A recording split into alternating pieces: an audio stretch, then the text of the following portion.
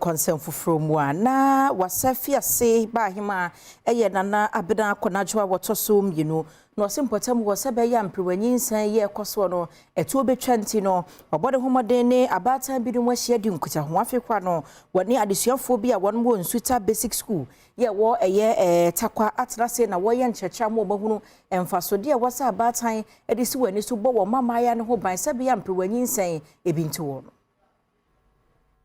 Adiba kwa ha oman yi pa ayemprewanyin sen na wokọ emiamia wodo a eya farifo kuro ene emia wotu efamagudi a ekoso ewo ho pa Wassa Fiase traditional area enso eka ho bi oba hema o Wassa Fiase traditional area ebra wonne emaya ne awofo watakwa nsuta basic school etwetwe nkomo ene wodi tu dwese said emprewanyin sen esi akosoro no ewo se awofo ekenya won ho na ahemfo nso ede won ho agimu bi sebayi a eto ebetwa ewo momensine no emu Oni Adom Kasee amani boni lotewia enkomobomu no ensem sei ene wode etu awofo no waten de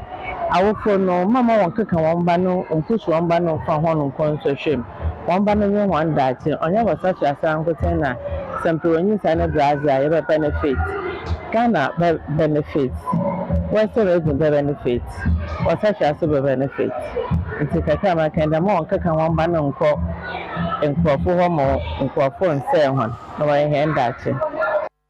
Enwechi ena headmistress of Wonsuta Catholic Basic School Dina Aboa enso eni Adom Kasee etwetwe enkomo no chire mu se emprewanyin sai dia fi wo mu enya nhia bi esanse ebra no wo ye nkyerechire edema adesuafo yi percentage wise better there just 2% na for teenage pregnancy by 98 we are saved for the last 2 years now when one girl no culture BC na pregnant Ekrakra ene maye ibia obedwumede yase ene Adom Kasee etwetwe enkomo I abstain from teenage pregnancy. Now, yetna aim I be in future. Another child pregnancy